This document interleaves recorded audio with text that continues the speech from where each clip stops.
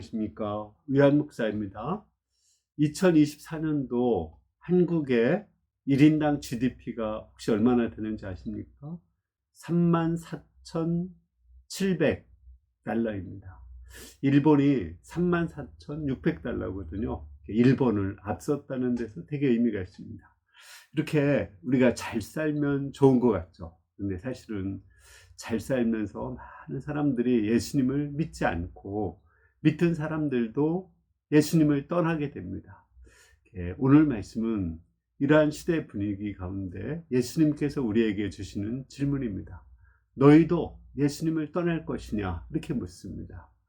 오늘 말씀 통해서 우리가 왜 예수님을 떠나지 않는가? 또 왜 예수님을 떠나는가? 그 분명한 이유를 가질 수 있기를 기도합니다.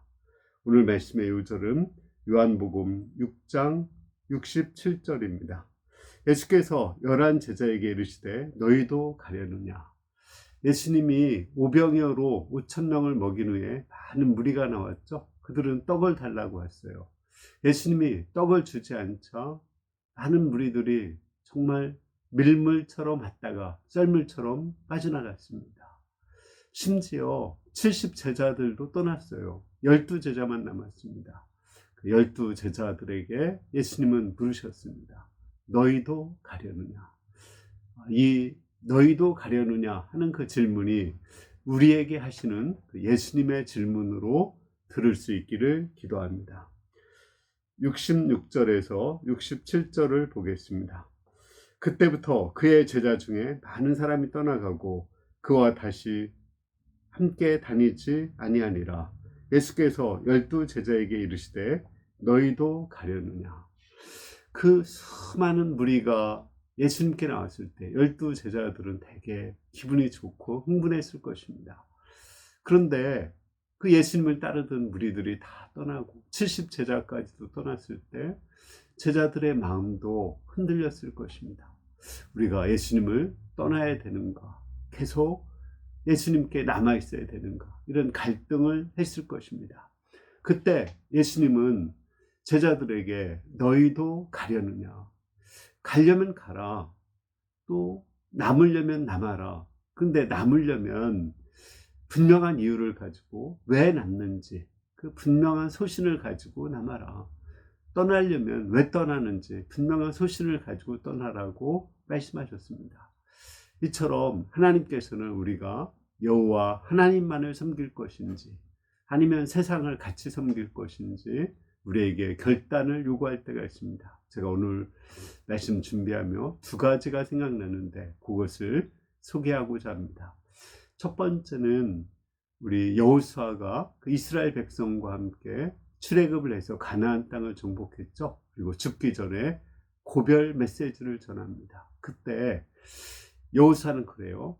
나와 내 집은 여호와 하나님만을 섬기겠습니다. 여러분들은 하나님과 그 이방 신들, 특히 가나안 족속의 신, 애굽 사람들의 신, 그 중에 누구를 섬길 것인가 결단을 하라고 합니다.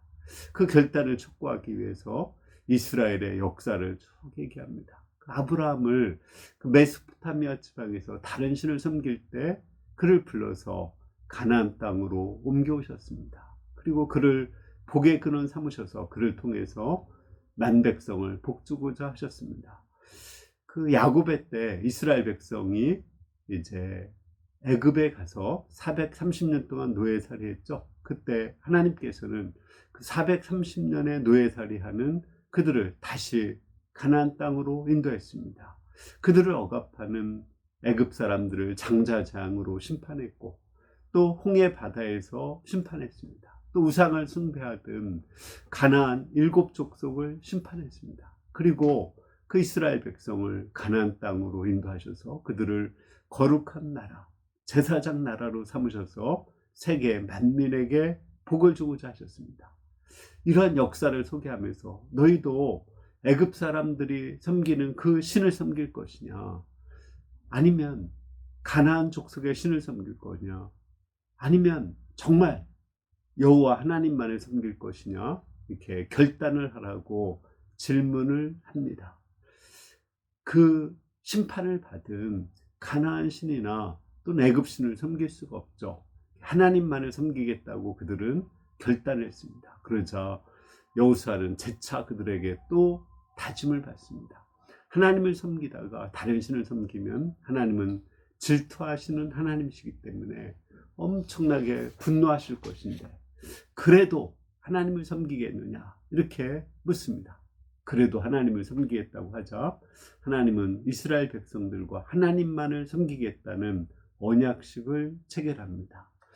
또 하나는 그 북이스라엘의 엘리야 시대 때 이야기입니다. 그때는 아합이 왕이었고 그 아내가 그 시돈 왕 엣바알, 그 엣바알 바알 신을 섬기는 그 제사장 엣바알의 딸을 아내로 삼았습니다. 그 사람이 이세벨이죠. 그 이세벨의 영향을 받아서 하나님의 선지자들을 다 죽이고 또 바알 신을 섬기고 또 아세라 신을 섬기는 그러한 선지자들을 공식 이스라엘의 제사장으로 삼았습니다. 그 시대 분위기가 바알과 아세라를 섬기는 그러한 시대 분위기였습니다.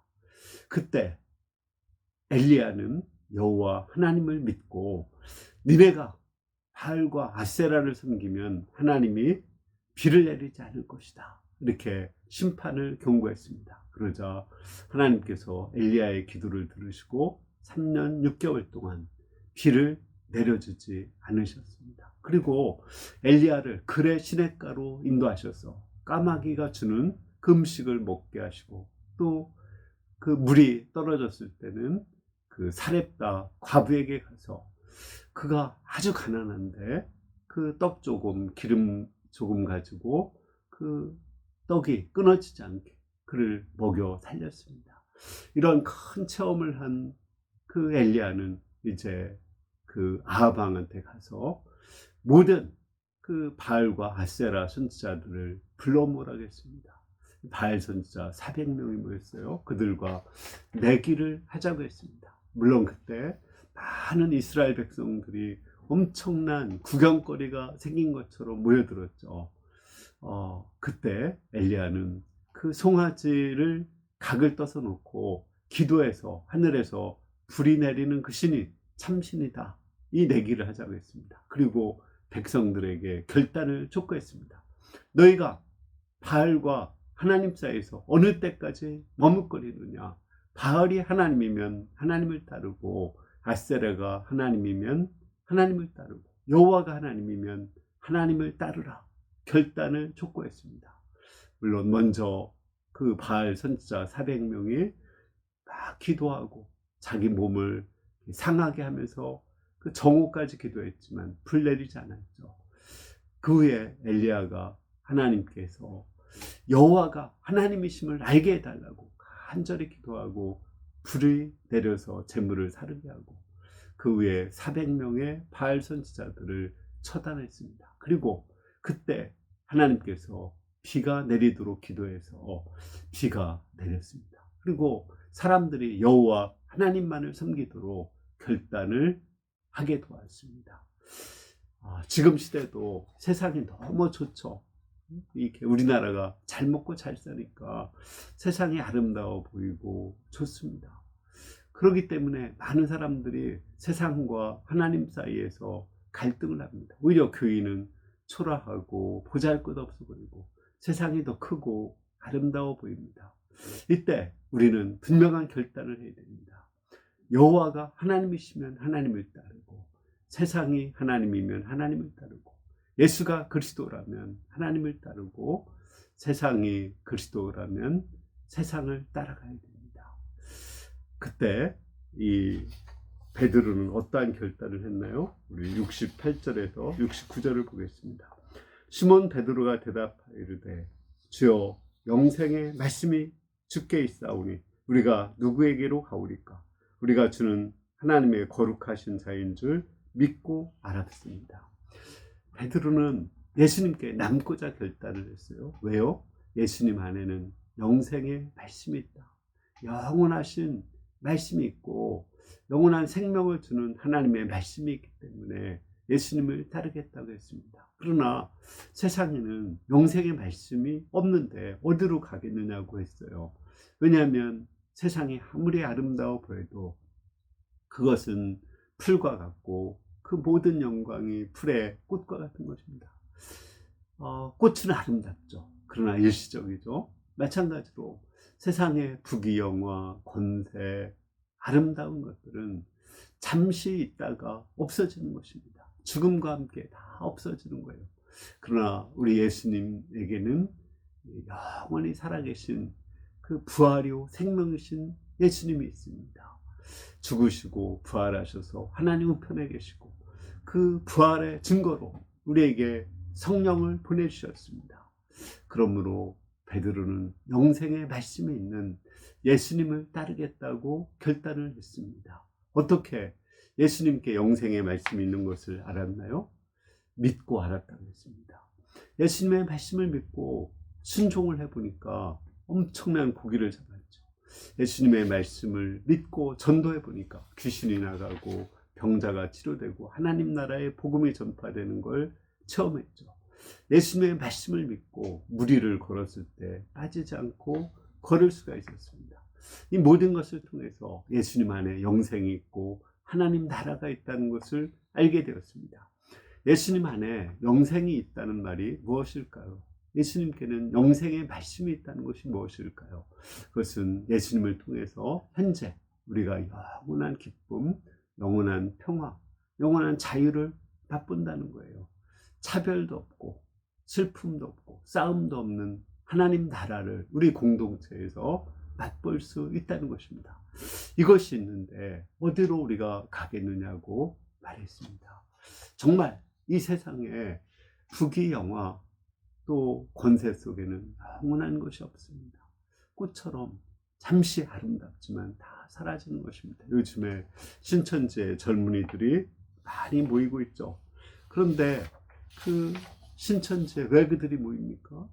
이만희에게 영생이 있다. 그가 언약의 사자라고 생각하기 때문에 그렇습니다. 그들을 제가 보니까 이만희는 죽지 않고 썩지 않는 또 영광스러운 강한 몸으로 변화될 거라고 생각해요. 지금 93살인데 정말 그가 변화된다면 거기 영생이 있는 거죠. 그렇지만 제가 단언컨대 그는 반드시 죽을 것이고 거기는 영생이 없습니다. 그러면 그는 또 거짓말 할지 몰라요. 죽었다가 살아날 것이다. 영으로 왔을 것이다. 그렇지만 영생이 없다는 것이 증명되었으므로 그것은 서서히 무너져 내릴 것입니다. 통일교가 무너져 내리듯이 하나님의 교회가 무너져 내리듯이 점점 무너져 내릴 것입니다. 세상 어디에도 영원한 것은 없고 영원한 행복을 주는 것은 없고 하나님 나라는 없습니다. 그러나 우리 예수님 안에는 죄사함이 있고 영생이 있고 하나님 나라가 있습니다. 그러므로 우리는 예수님을 떠날 수가 없는 것입니다. 그러나 가룟 유다는 세상으로 떠났습니다. 왜일까요? 70절에서 71절을 보겠습니다. 예수께서 대답하시되 내가 12를 택하지 아니하느냐 그러나 너희 중에 한 사람은 마귀니라. 이 말씀은 가로 시몬의 아들 유다를 가리킵니다. 그가 12 중에 예수를 팔자라. 예수님은 이 가룟 유다가 예수님을 팔려고 하는 생각을 가지고 있는 것을 아셨습니다. 그 예수님을 팔려고 하는 생각을 가지고 있는 것을 아시고 그를 회개시키기 위해서 이 떡을 먹는 자가 나를 팔 거라고 떡을 줬어요. 그러면은 떡을 받지 말아야죠. 근데 떡을 덥석 받았어요. 그러자 마귀가 그 속에 쑥 들어갔다고 나옵니다. 이처럼 그가 예수님보다는 마귀가 있는 그 세상을 더 좋아하고 돈이 있는 세상을 더 좋아했기 때문에 그는 예수님을 떠나서 세상으로 가고자 했습니다. 왜 그는 세상이 좋았을까요? 그의 요절이 뭐라겠죠? 살리는 것은 육이니 영은 무익하니라.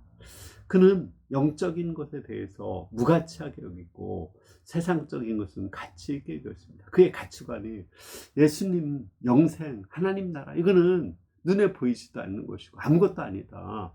다만 눈에 보이는 그 아름다운 그 육체들 또 그 이스라엘의 독립, 부강한 국가가 되고 또 그 나라에서 그 한 자리 해먹고 많은 돈을 벌고 부귀영화를 누리는 거, 그게 전부지.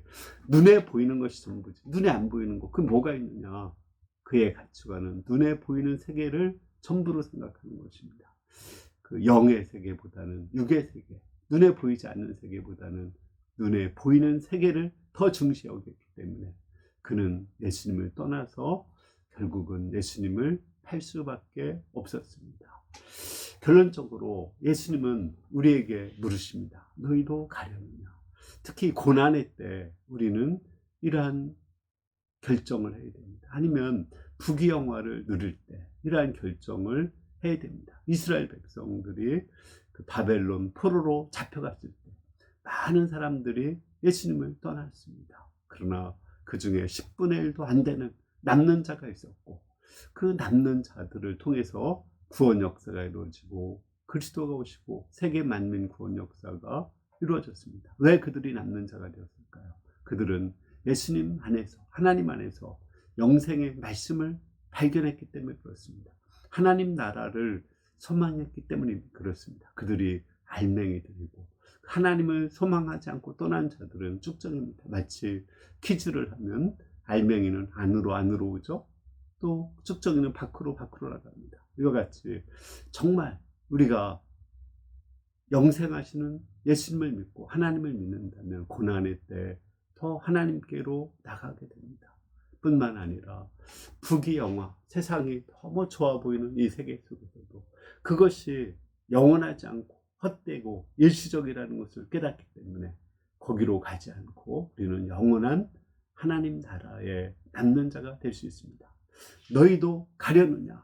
여러분들이 고난이 있을 수 있습니다. 세상이 좋아 보일 수 있습니다. 이때 영생하시는 그 예수님, 영생의 말씀을 잡고 예수님께 남아서 하나님 나라를 누리다가 다 천국에 가고 또 그 복을 많은 사람들에게 나눠줄 수 있기를 기도합니다. 아멘. 기도하겠습니다. 은혜로우신 주님, 우리 주님께서 이 시간 함께 하시고 우리 예수님 안에 영생의 말씀 있는 것을 알게 하셔서 감사합니다. 우리가 이걸 떠나서 어디로, 아무리 아름다운 세상, 큰 세상이라도 갈 수 없습니다. 예수님께 남는 자가 되어서 천국에 들어가는 알곡이 되기를 원합니다. 예수님의 이름으로 기도합니다. 아멘. 예, 지금 우리가 사는 세상은 너무 좋은 세상이에요. 힘든 일도 많지만 세상이 너무 좋아 보이고 오히려 예수 믿는 것은 고난의 연속처럼 보입니다. 우리가 이럴 때 우리 안에 영생의 말씀, 예수님을 소유하고 하나님 나라를 소망하며 남는 자가 될 수 있기를 기도합니다. 감사합니다.